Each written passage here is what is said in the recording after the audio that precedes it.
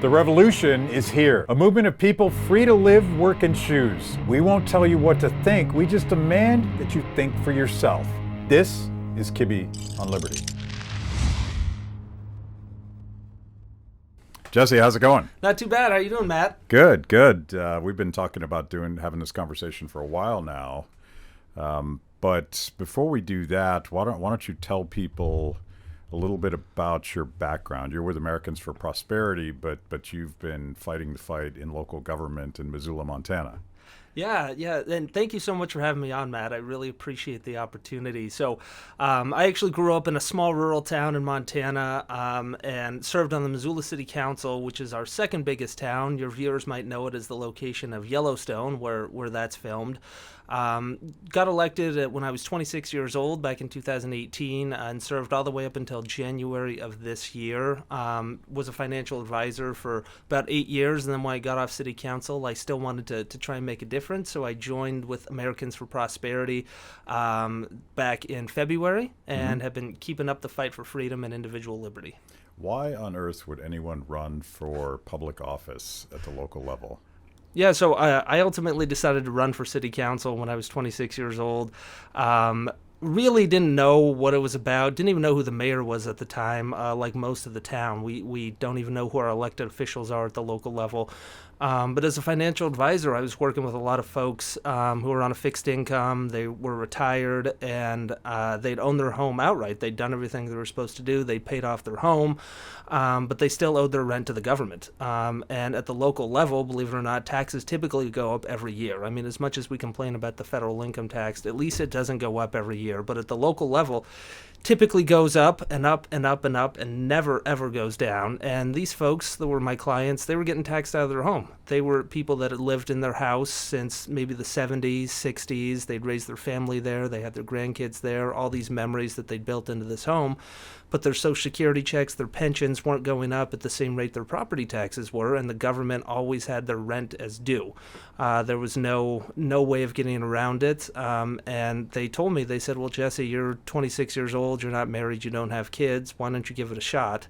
So I decided to throw my hat in the ring, and unfortunately I won that race. And like I said, I just completed my sentence back in February, so very nice to be free again, but now I'm kind of in like a probationary phase with AFP, where I want to keep the fight for liberty going. Well, I mean, you're a former politician, so we have some skepticism. Yes, as you should. A healthy amount of skepticism. Yeah. Well, the conversation we were having that led to this show was...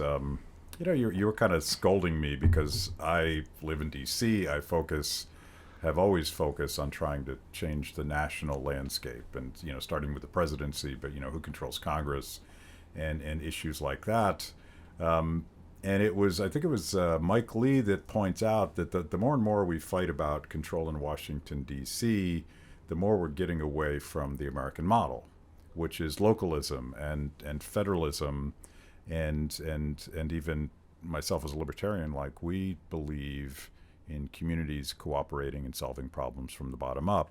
So you're scolding me like you need to pay attention to local politics. You need to pay attention to a lot of the growth of these baby leviathans in communities, because people don't pay attention to that stuff. And that's the downside, like, they don't pay attention. But the upside is you can actually get elected to city council, and you can do things.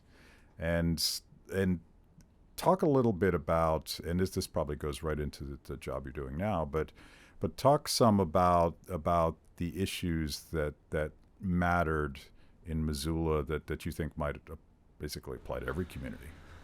Yeah, so there's a ton of different issues that happen at the local level that people don't really think happen at the local level, because we've been so focused on the federal level and these top-down approaches, even us as conservatives, that we don't realize that a lot of the liberty that has been stolen from us is actually happening right in your own backyard. And I think that COVID kind of really exemplified that and really put a spotlight on the powers that these local health departments have.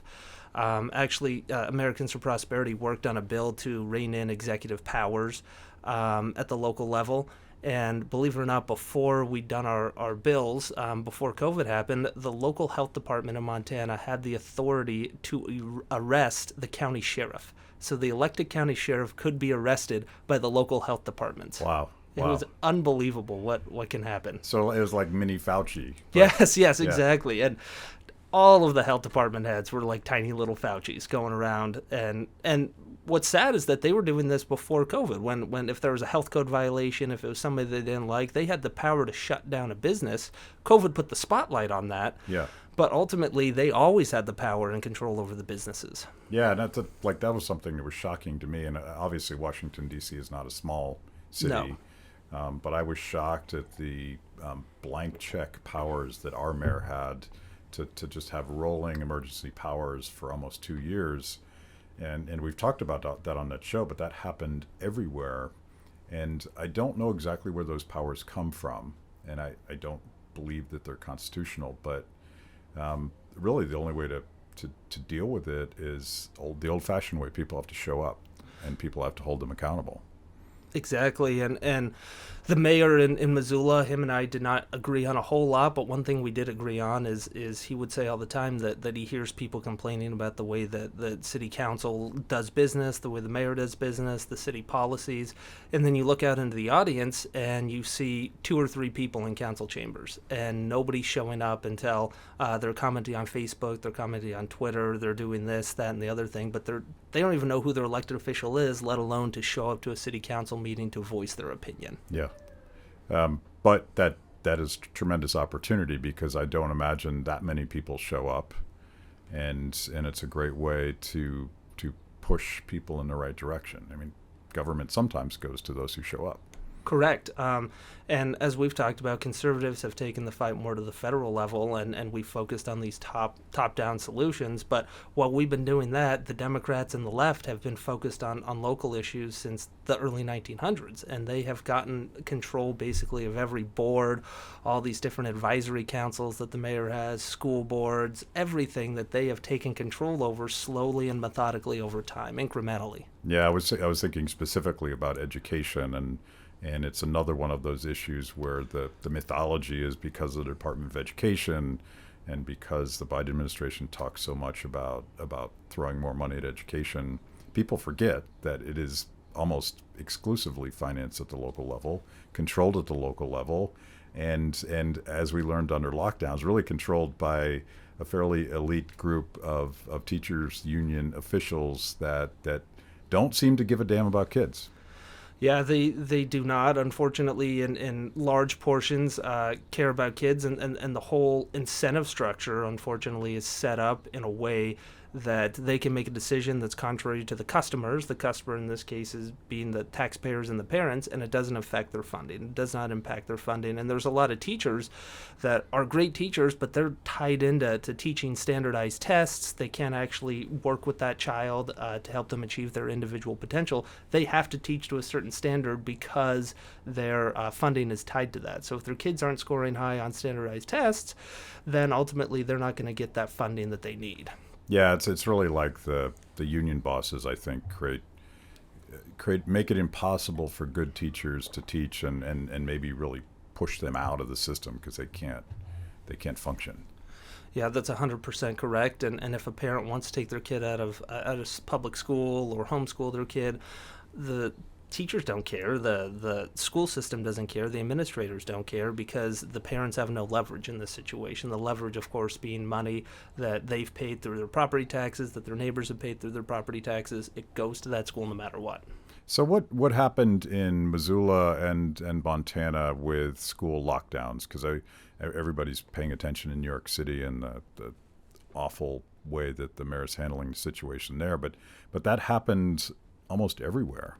Yeah, and people think of Montana as the wild, wild west, very conservative state, but in reality, we're actually more of a purple state.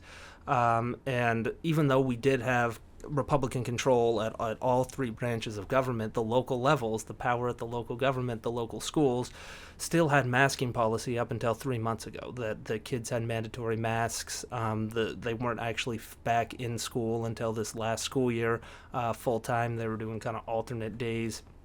And parents were showing up to those meetings, and they were getting ignored by their school board members, because the school board members actually do have the power to control what happens in that local school system, almost exclusively, without the governor or the mayor or anybody having any say over that. Yeah, to take it back to the federal level, of course, I can't help myself, but the travesty of parents showing up at school board meetings and being targeted by the Justice Department Oh, yeah. as I think they used the T word, didn't they? They were domestic terrorists. Domestic terrorists. Yeah. Yep. Concerned parents now became the enemy of the state. Yeah, yeah. So what do you do about that? So like you have, and this would apply to almost every local issue. You have these entrenched interests that have in large been ignored by liberty type people, who just sort of assume that at the local level people are doing their jobs. How do you reform education at the local level? So there's a bunch of different ways that you can do it, and especially all of those ways do not entail the federal government. So right now, Americans for Prosperity, we're working on some true education reform at the state level, because there are some ways that you can do it statewide and some ways that have to be done statewide that can't actually be done at the local level. So trying to give parents and students more of an opportunity to learn in a way that best suits their needs. I mean, there are great public schools, there's no question about that. Unfortunately, most of those public schools are located in areas that are very affluent. It's determined by your zip code. You can't, if you live on a poorer side of town and you want to get a better life for yourself, you want to go to a school that produces higher test scores on the other side of town, you can't do that at the local level right now. You have to go to the school that's assigned to your district, and you have to just be happy and shut up if you don't like the education that's being handed down to you. So what we need to do is really encourage more competition, because right now the government has essentially a monopoly on education. So what we could do is look at setting up some sort of education savings account where the money actually follows the kid. We call it backpack funding. So what happens is in Missoula, it's about $13,000 a year the public school system gets paid by the taxpayers to educate a student per year. And compare that with a private school in Missoula, which produces far more economic opportunity for those students, a lot more educational opportunity, higher test scores. That's about $6,000 a year. So it's half as much, but twice the educational value. Yeah. So what you can do is you can put that $13,000 a year, maybe $12,000, $11,000 of it, because unfortunately these schools have taken out a bunch of debt. And you have to always have enough in there to service the debt, to make sure that the investors get paid their money back. But at the end of the day, you can put that money in an education savings account, and then the parents get to decide with their child what is the best education for them. If it's a public school, if it's homeschool, if it's charter school, if it's virtual school, they get to choose, and ultimately that'll make all education better. Because everybody says, oh, Jesse, that's going to defund public education. It actually won't. It doesn't have to. I should say that. Mm-hmm. It doesn't have to. The schools have the opportunity to improve their education, improve their curriculum, to keep students in, just like businesses competing with one another. There's no reason that somebody has to go to Walmart versus Target. So those guys are always competing with better products, different prices, and able to keep themselves both afloat by making things better and cheaper. Yeah, it's about incentives. Like Exactly. Who's your customer? Is your customer the union boss? Or is your customer the child and the parents, and will you be judged based on their performance? Do they actually like the service you're providing? I know that's crazy talk in our system. So one of the things that's frustrating, that on the one sense, that the last 2 years, I think a lot of parents woke up to what's going on in I call it government education. It's not a public system in the sense that people are choosing to be there. It's a government system, and you typically, most parents don't have a choice at all. But there's still this kind of haves and have-nots. I think parents who could afford to, and were watching the virtual schooling and looking at curriculums, and just more broadly realizing that sending my child to this regimented system is not what I signed up for, and then add masks and maybe vaccine mandates on top of that, and it's insane. So some moms can afford to take on that tremendously large responsibility of homeschooling, or maybe creating a pod school. is that happening? Is it legal for parents to say, you know what, I don't want to send my child to the government school anymore? Yes, it is legal. Again, the only constriction is the means of the parent. So Right. there are the haves and have-nots, as you've said, and if a parent is economically able to do that, then certainly that is the option that we've seen. But unfortunately, there's so many kids right now, and a lot of those folks that are disenfranchised at the economic level are also folks that need specialized learning, Yeah. need different learning that fits their needs in a better sense. Yeah, and that's the the dirty secret is for a lot of working parents. The system serves multiple functions. It's also a form of daycare. Yep. So when they locked down the schools, they specifically screwed parents who couldn't afford it, because they had no means of getting to work, and they were stuck between a rock and a hard place. That's outrageous, but that's the means of having a real grassroots revolution where parents finally have enough knowledge and have all the incentives to actually just transform the system in a way that would actually be great for kids. Yep, you're 100% correct that COVID has been kind of a great incubator, a great, I guess, a little bit of gasoline on a fire to get people really revved up to see what's actually happening with their kids. And it's also focused a spotlight not only on, obviously, the more egregious examples like vax mandates, mask mandates, shutting down the schools. It's also shined a spotlight on the fact that the United States educational system does not rank very highly in terms of the world. Yeah. We're about 36th, I think, in math, about 24th in science. So we're not focusing on the education that actually is going to help people become a productive member of society, to achieve something that they actually enjoy and do something that makes them feel fulfilled in their life. We're focusing instead on these top-down mandates, and actually a lot of indoctrination, a lot of propaganda at the local level, stuff that doesn't need to be taught in schools at all when people aren't even proficient in the whole existence, the reason for existence of schools, which is math, science, English, technology. So when Milton Friedman first proposed the idea of education vouchers, and since that time, and that was what, I forget when that was, but the cost per child, the amount that the government puts in per child, has about tripled, adjusted for inflation. And it's all overhead. It's all administrative. Yep. It's all bureaucracy. That money's not going to teachers. It's certainly not rewarding teachers who serve students. But that also creates a political incentive to fight you guys tooth and nail if you try to fix it. Yep, 100%. And you bring a good point about the teachers and the pay scale. Like, people think that all that money is going to the teachers, but in reality it's going to the bureaucratic bloat. And then there's also the issue with tenure, where you have teachers that maybe don't do a great job. I know where I'm from, there were certainly teachers that didn't do a great job, that were just kind of there for the paycheck.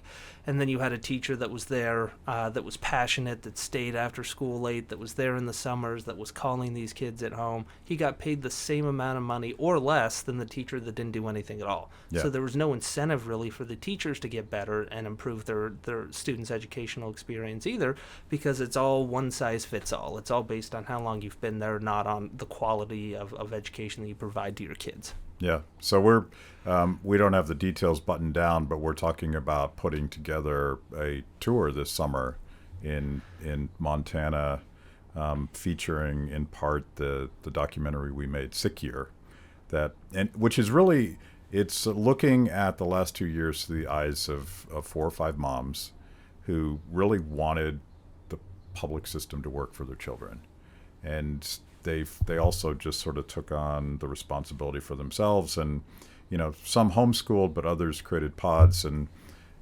what I think about that documentary is that it empowers a lot of parents and usually moms, not always, that people that are like, I could never do that. That's too overwhelming. It's too big of a responsibility. I have a job, all that stuff. So we're wanting to turn on some parents to what they could do for themselves, and also what they could do to rein in the government overreach in their child's education. Yeah, and that tour that we're looking at in Montana is to do exactly what you said. We want to show parents that they have so much going on. I mean, especially in today's day and age with inflation the way it is, where typically both parents have to work. They don't have the time to research all this, let alone homeschool their kid. And they think that there's no other option. They think that they're stuck in this situation. There's nothing they can do to change it. But what your documentary did is show people that they're not alone. It's just a way of, and I think that that's a big step in the process. It's just showing people that they're in this with a whole group of us, that we're going to have their back. We're going to help them. There's different ways. There's pod learning. There's private school. There's all these different options out there if we just have the will and the organization and the capacity to affect and impact change, which we can do, again, at the local and state level. We don't have to go and change the structure of the U.S. Senate. We don't have to worry about the filibuster. We don't have to worry about any of that stuff at the local level, though those are very important issues. We can do it all as a community, as people. If we come together and fight for an equal cause, amazing things can happen. Yeah, and by the way, shout out to Logan Albright, who's in the audience today. He is the director of that film, and it's his passion project. Hey, Logan. Hello. Wonderful film. Thank you. So let's talk about some other issues, because the point you just made, I think that's particularly true on another issue that's near and dear to both of us, criminal justice reform and police reform and all of this stuff that, again, I have spent a good part of my career working on that stuff at the federal level. And we've gotten very involved in restorative justice, the real kind, not the talking point kind that some blue state mayors have embraced. But again, we don't need the president to decide to do this. We don't need Congress to act. You might not even need a governor or a state legislature to act. This is something that people could focus on reforming from the bottom up. Talk about the either the Missoula experience or what's going on in Montana. Well, so this is, I guess, kind of specific to Missoula, but also it's across the entire country and all these cities and these municipalities where the number one, I think, issue within criminal justice reform is how many interactions people have with police and how many different laws and regulations and codes are on the books that can spur the state coming in with a police force, holding a gun to your head and making you comply. Because I'm sure you've heard this many times before, but the end of every law is a guy with a gun. I mean, there's no question about it. In Missoula, we have it's essentially a dog license that you have to get. If you own a dog within the county limits, you have to pay $120 a year to have a dog. And unfortunately, that people think, oh, okay. This is in Montana. Yeah, this is in Montana. You have to pay $120 a year to own a dog. I was told that you guys had a real libertarian streak in you. Yes. People would think so, but they say Missoula. Missoula is kind of a blue dot in the middle of red states. We're kind of like Austin, Texas. We're dubiously nicknamed the Kremlin on the Clark Fork, the People's Republic of Missoula. All accurate, of course, but you'd be surprised. There's a lot of red towns that have these similar type laws and regulations and restrictions. So we have this $120 a year dog license in Missoula, and that opens up the door for the government to, if they're knocking on your door for any reason and they hear a dog, they can look up your information and see whether or not you have a license with the county. They can fine you if you don't appear in court. If you don't pay the fine, they can jail you, they can arrest you. And you have to pay all these legal fees, various other types of issues, and this opens up the door for retaliation, for retribution. If you go against a mayor, a council member, they can use these laws against you and really just not indoctrinate you, capture you into the whole system, the revolving door of the criminal justice system. So I'll leave it at that for now. Is it sort of like, I mean, that all sounds so ridiculous. Is this just a backdoor way of taxing people? Are they just extracting money out of people without, quote, raising taxes? Yes, 100%. That is what they're doing. This is a sneaky way. It's a hidden tax, and there are so many in these different cities. So let me give you an example. So Missoula has a budget of about $240 million a year, and of that $240 million, only about $42 million of it comes from property taxes. So the rest of it comes from fines, fees, surcharges, permits, parking, all these various other things. And granted, we do have some enterprise funds in there, so the city now owns the water company, which they actually stole through eminent domain from the Carlyle Group back in, I believe, 2015. But all those different fees and monthly charges go into that budget of about $240 million. But it just exemplifies the fact that the government doesn't get all of its revenue from property taxes. It gets it from all kinds of different things, sneaky ways to tax people. So what could you do at the local level when it comes to policing? Because it's in a lot of ways it's going to be just like the teachers union, where administration and all of these shiny new programs and the one thing the feds are doing that I've noticed is sending a lot of these weapons of war to local police departments, and I find that just super creepy. Well, I'm smiling only because of the ridiculousness of this situation. So in Missoula, this was back in, I believe, early 2020. So it was right around the COVID. I believe it was right before COVID happened. There was actually a gentleman, believe it or not, who he blew the whistle on an unconstitutional drone strike program back in 2014. His name is Brandon Bryant. He spoke to the United Nations. He spoke from Fox News to MSNBC, spoke all over. He was very well decorated. He was speaking at city council meetings, and he unfortunately said some of the wrong things on his YouTube page. There were some videos that this man, he has PTSD. He's a little troubled from it, and he posted a video, which I don't agree with. Obviously, it was very incendiary, but it was nothing criminal. Mm-hmm. And he was barred from city council meetings, but then he was actually arrested by the local police department. He was thrown in jail for about, I think, a month and a half. He was held at $100,000 of bail, and I actually testified for the defense during his meeting. During his hearing, and believe it or not, they were showing images of him speaking, videos of him speaking at city council as evidence. The prosecution was showing his public speech during a public city council meeting to try and charge him with a felony of intimidating and threatening elected officials. He was actually acquitted of all charges in, I think, an hour from a jury of his peers. But that's how close he was. He was offered a deal. He refused the deal, which is very brave, because he could have pled down to a misdemeanor. And if that was the case, he was essentially going to be fined. He wouldn't have time served. But if he was convicted by that jury, the way that they kind of boxed him in and showed him this option, he would have lost all of his veterans benefits. He would have been imprisoned, and he would have had to pay a fine up to $250,000. So that's one example of how they really that's how they use the system to intimidate people. They use the system to intimidate people. But this is kind of the prelude to a different part of the story, where he was arrested, and then 2 days later, a cop's window was broken out of their car. And I kid you not, the entire city, I was in city council meetings at the time, it was locked down, and there were snipers on the rooftops of Missoula. There were armored vehicles. There were tanks. It looked like an actual war zone.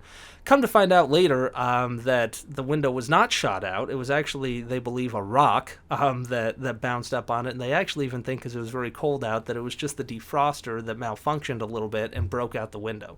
But it just goes to show that these police forces, even in small little Missoula, Montana, 72,000 people, we had an actual army on the courthouse on top of the courthouse with sniper rifles, with night vision goggles, fully armored, the whole 9 yards. So if you go to city council and complain about this stuff, you're going to get arrested. Yeah, that is, and whether or not that's true in the eyes of the mayor, that is the sense that everybody had in the council meetings and in the public is, okay, if we go, there's going to be retaliation, there's going to be retribution, there's going to be somebody knocking on my door listening to hear if I have a dog that I didn't pay my license for, so they have an excuse to throw me in jail if I don't pay this $120 fine. Yeah. Another issue that we were talking about is transportation, and here in D.C., happily the so-called Build Back Better effort by the Biden administration to spend. I don't even know how many trillions that one was, because we just throw trillions around like it's nothing here. But people forget that roads are a local and state responsibility, and that to the extent that there's federal money, it's always with strings attached, and it's always politically motivated, and it's always rewarding people who play ball and people who happen to be with this party when this party's in power, or that party. But it's super corrupt at the local level. Oh, 100%. And in a lot of cases, what I was talking to you about and talking to other people, the other advocates at the federal level that try and institute these policies top down, the federal government essentially allows the local governments to abdicate any responsibility for these things. So, as I told you before, budget of Missoula is about $240 million. We spent a total of $6 million of that on roads. Yeah. So everybody thinks, okay, police, fire, infrastructure, we can all agree that those are roles of government for the most part, at least in our modern sense of the term government. But we're only spending $6 million out of about a $250 million budget on infrastructure. And then meanwhile, the city can claim that they're broke, they don't have any money. Well, the state needs to help me. We need to tax the state citizens. Okay, the state doesn't have enough money. We need to tax the entire country to get this money that they have. They have at the local level. I've always said that the local government, at least in Missoula, and this is true across the country, they do not have a spending problem. They do not have a revenue problem. They have a spending problem. Yeah. So they have plenty of money. Again, $250 million, and they're giving out corporate welfare. They're doing these different programs, these different local welfare programs. So they have more than enough money to do it. And then the Joe Biden administration, whoever it is, comes in with this big infrastructure bill that has about 20% dedicated to roads and bridges. And then the local governments can feel free to use that money, oftentimes, to strip their citizens of their rights, because they're able to use the majority of the money they collect at the local level for pet projects, for social change, social engineering, various different things that doesn't actually improve the lives of their citizens. So what was the biggest fight that you had? Actually, let's talk about two fights: the one that you won, and the one that you got crushed on. Yeah, so the one that I won, are we talking about the tobacco issue? Mm-hmm. So the one on that was really interesting. People, again, think that this happens at the federal level, and sometimes it does, but the city council was considering a bill to ban all flavored tobacco products, whether that is menthol cigarettes, whether that's Zyn or nicotine pouches, whether that's wintergreen Copenhagen, which is very popular in Montana, banning all of that because apparently Big Tobacco is targeting kids with those products. So they tried to do a local government push to get that done, and I was able to successfully work with the mayor and some council members to say, okay, this is absolutely not going to happen. This is a complete infringement on liberty, and this is, again, another example of how you can encourage more interactions with police. It doesn't make any sense. So we were able to get that reduced down to just a ban on vape, which, again, was absolutely absurd. So they were banning all flavored vapes. All flavored vape juices, shops, everything. Where these people, there was probably, I think, 6 or 7 vape shops in Missoula, where people put their hard-earned money, their life savings sometimes, into developing these businesses, employing people, giving adults an alternative to smoking. Mm-hmm. They got that passed. They got it killed in the state legislature about 2 months later. So now, as so much of the policy in Montana is, Missoula kind of sets the tone now for the state legislature, where now no municipality is allowed to touch any sort of flavored or otherwise tobacco products that's more stringent than state law. So it's kind of a petri dish for stupid ideas. Very much a petri dish for stupid ideas. Yeah. Tax increment financing probably being the next one that we'll talk about, something that the legislature is looking at tightening down. Well, go ahead. So tax increment financing, for your viewers that don't know what it is probably the largest corporate welfare giveaway scheme in the entire country. And it happens in most municipalities all across the United States. It was happening majorly in California, and Moonbeam actually had to kill the program because it was bankrupting the entire state. So what it is... Governor Moonbeam. Yes, Governor Moonbeam. Jerry Brown, I think is his proper name, but I like to call him Moonbeam. In any event, he had to shut it down. As liberal as he is, I think there were 600 renewal districts in his state. So what it is, for your viewers that don't know, and maybe it's helpful to learn a little bit about how the property tax system actually works, because they'll talk about mills, they'll talk about mill levies, they'll be like, I need a 2 mil increase on my house, and people don't actually know what that is. So it's just a sneaky type of government currency to avoid them having to say that we're going to raise your taxes by X number of cents, X number of dollars, X number of thousands of dollars on your home. So in Montana, at least, how it's set up is you take the market value of your home, which is determined by a computer system in Montana, and you take the value of your home, let's just say it's $100,000, and you take that and you multiply it by 1.39%. And whatever that number is, you divide that by 1,000. So whatever the percentage is that you multiply it in your state, just take the value of your home, multiply it by that percentage set by the state, and that gives you your taxable value. From that point on, you divide the taxable value by 1,000, and that gets you a mill. So mill means 1/1000th.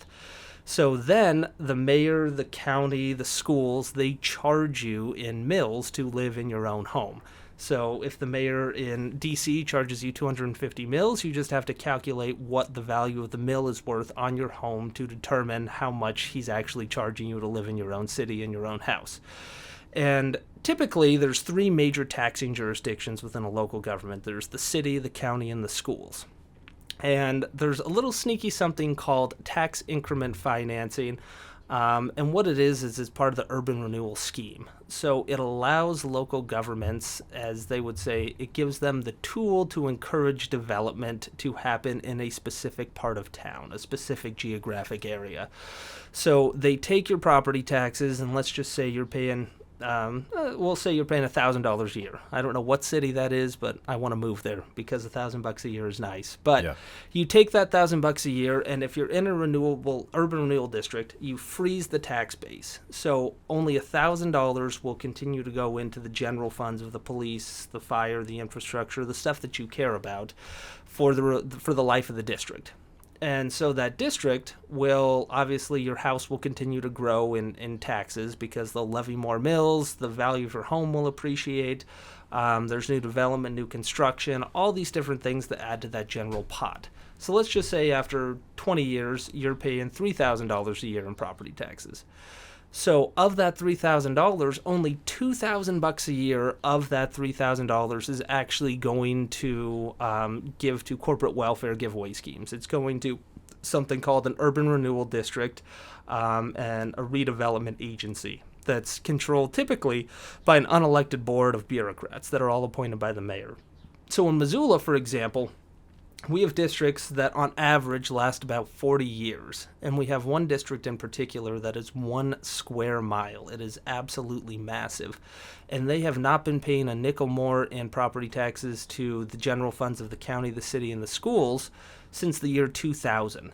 So they're still paying the same taxes that people that live outside the district are paying, but the difference is if they look on their property tax bill, they'll actually see a special levy where a vast majority of their property taxes are actually going to pay for improvements to the mall, or pay for a new bank, or pay for a movie theater, or pay for a new grocery store.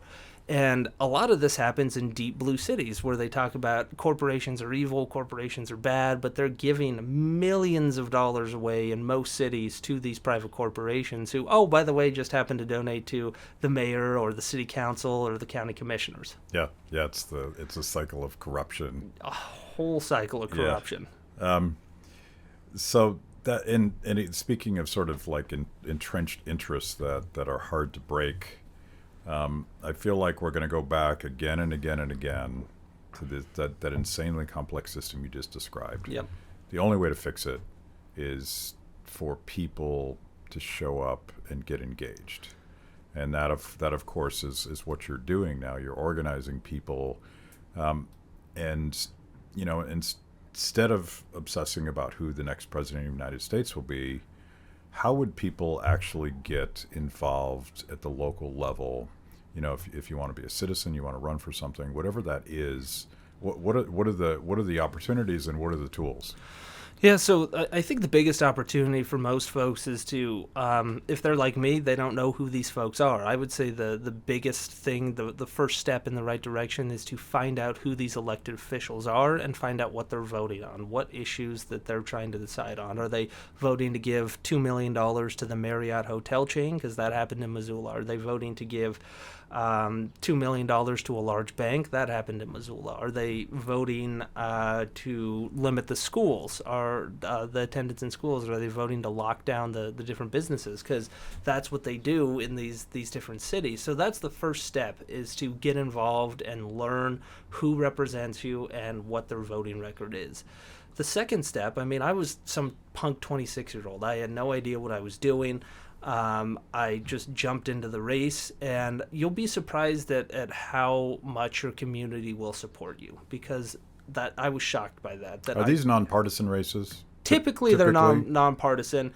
In Missoula County, the sheriff's race is partisan, but the city council and the mayor's race is nonpartisan, even though everybody typically knows where they line up on the scale, but they are nonpartisan. So, you might not have help with your local party. If you're Republican, Libertarian, Democrat, you probably won't have help from your local party, because they're focused on the national or state level politics. But that's what I would say first is find out who it is, find out what their issues are, and then find out when the next election is. And my advice to viewers is be brave. Like, put yourself out there, throw your name in the hat, even if you don't think you're qualified. You'd be amazed at the people serving right now. How completely, I was kind of more of a Trump-style Republican when I got elected to city council. And then after serving with these folks for about a month, I had no confidence in government whatsoever. The level of incompetence that I experienced actually serving in a government that thinks that they can tell people how to live their lives better than they can was just absolutely unbelievable. So I think that for the most part, the folks that show up are just rubber stamps. People, and you'd be also shocked how many of these races are won unopposed. In Missoula, a vast majority of them were all unopposed. People ran for these far left Democrats, and they just were automatically shoo-in. They didn't have to compete for ideas. They didn't have to prove that they were the better candidate, that they were the smarter candidate, that they would help the people more. They just automatically got shooed in. So my advice to folks is, even if you think that you're not going to win your first time, the citizens of your town need you. They need these competing ideas, and I've fell victim to this in Missoula, where I recruited some folks in the midterm race and thought that we would all win. I was naive enough to think that we would all win. We won 2 out of 5 races, which was great. But what I was shocked about is the races that we lost are just as important as the races that you win, because people for the longest time in Missoula have thought there's only one way of doing things, because each campaign spends money, typically on mailers, on radio ads, on radio appearances, television appearances, newspaper appearances, so that people can understand that there is another way of doing things. I was fortunate enough to get elected the best politician in Missoula with a peer of 17,000, or with a group of 17,000 of my fellow Missoulians, in a very liberal town, because I was giving people an alternative, giving people the other side of the coin, and they really, really appreciated that. And that's what I think is so important. If you want to change the federal government, the state government, it all has to start from the bottom up. Yeah, yeah. And not only do the issues have to start at the bottom up, but the politicians starting at the bottom up. If we get good people in local offices, then it just sets you up to make maybe more of an impact on the state level. Or if you have, if you're a little bit crazy or touched in the head and you want to run for a federal race, it sets you up better to do that as well. It really helps you get a good track record, gets kind of an understanding the inner workings of the system, and make a real and lasting impact on the citizens of your community. So the thing that I have always focused on is more grassroots accountability, but you can't actually have a voice at a city council meeting or a school board meeting if the people that you're talking to have no political competition. Yep. And so they kind of go together. Where I'm thinking of Thomas Massey. He got his start by writing like open letters to his local government, and he became sort of a local folk hero for the guy that would actually speak truth to power. And then the community sort of drafted him to run for a local position, and that eventually became a congressional opinion. But it's kind of a chicken and egg thing. Like you can't run for office without a constituency of people that actually support what you're trying to do. So for a lot of people, maybe it's just showing up, you know. Yep. And like, I wonder what your experience was at a city council meeting. Do people show up? Yeah, so they weren't showing up before I was on council, and then in my first year on council, the city was raising taxes by 3.6%, and I was actually working with Americans for Prosperity, not working for them, but working with them, and we were able to get about 250 people into the council chambers that night. It was the largest attendance in the history of council meetings. And the vote was 11-1. I was the only person that voted against it, but we ended up keeping them there till 3:30 in the morning. So I told people, like, hey, okay, if they're gonna do this, we might as well make our voice heard and might as well annoy them a little bit and keep them up, so they know that we're here, we're paying attention, we're frustrated. And at the end of the day, it didn't change anything, but they knew that people were paying attention, and they started choosing their words more carefully. They started choosing the legislation, I think, that they carried with a little bit more caution than they ordinarily would have. And talking about tax increment financing, although I wasn't able to make any strides towards that on the legislative level at the local level, I was able to get in with the media and let people know across both sides of the aisle what was happening with this corporate welfare. And actually, my biggest accomplishment is that after I got off council, the MRA, which is all funded by tax increment financing dollars, had to hire a communication specialist to kind of reframe and deceive the taxpayers and to make them think that it's no longer corporate welfare, that it's all for the good of the community. A communication specialist. Nothing pisses me off more than looking at our tax dollars going to propaganda to convince us that what they're doing is okay, even though we know it's not okay. I couldn't agree with you more. I always got frustrated with our communications director at the city because she's paid by the taxpayers to deceive the taxpayers. And then the city actually even had its own lobbyist in Helena, so they had a lobbyist that was paid for by the taxpayers to strip the rights away from the taxpayers in Helena. Yeah, well, that's government in a nutshell. Yes. So if people want to find you or Americans for Prosperity, either in Montana or nationally, where do they go? Yeah, so I'm on Facebook, on Twitter, Jesse Ramos MT, and then AFP. So just go to americansforprosperity.org to really get involved. So Americans for Prosperity really works around the grassroots movement. We want to get people engaged, social entrepreneurs, people that want to see a change. We want to get them engaged, involved on local, state, and federal issues so that they can actually have their voice be heard. We want them to know that they are not alone, that they can come to us. Even if we don't agree on every issue with them, we want to work with them and partner with them and give them the resources and the training that they need to make an impact on an issue that we both agree on. And I know that there are plenty of them. And AFP is right now in 36 states. We're all over the United States right now. And we're ready. We want to work with folks. We've gotten a lot of things passed all throughout the states. We're working particularly closely on education reform, on criminal justice reform, and stuff that if your local municipality, if you feel like it's too far gone and you're in a red state, there are some things that the state government can do to help restore liberty and give freedom back to the individual citizens of that municipality, particularly around criminal justice reform and taxes, economics, and various other rights that have been stripped away slowly and methodically by your local governments. So Free the People just did a collaboration with Americans for Prosperity in New Mexico with my friend Burley Kane, and that one was on restorative justice and criminal justice reform.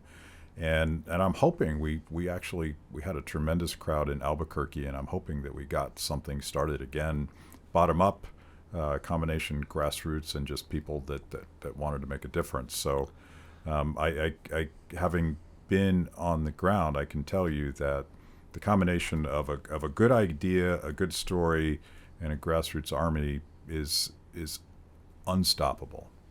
Yeah, it's completely unstoppable. And around criminal justice reform, just to circle back on that, because I think it's so important to both of us, is that people always, whenever a horrific thing happens, like George Floyd or any number of these high-profile police wrongdoings, the last people to get blamed are the people that actually have control and responsibility over the police force. So they'll blame the world, they'll blame the country for being systemically racist, but they won't blame the police unions, they won't blame the police chief, and they certainly won't blame the mayor. What people have to realize is that the mayor is essentially the commander-in-chief for the police force. So that's the amount of power that these local officials have over your life. They can shut down your business, they can have you arrested, they can raise your taxes, they can create laws and regulations that you have to abide by, or else you'll get arrested, you'll lose your house. They have the power to take your home at the local level. And that's what's kind of on the table at this point, is that if we don't get the local government under control, it doesn't matter. It doesn't matter what we do at the federal level. The local government is so much more tied into the culture and the cultural impact of things, because that's where most of the ideas are exchanged, is with your neighbors down the street.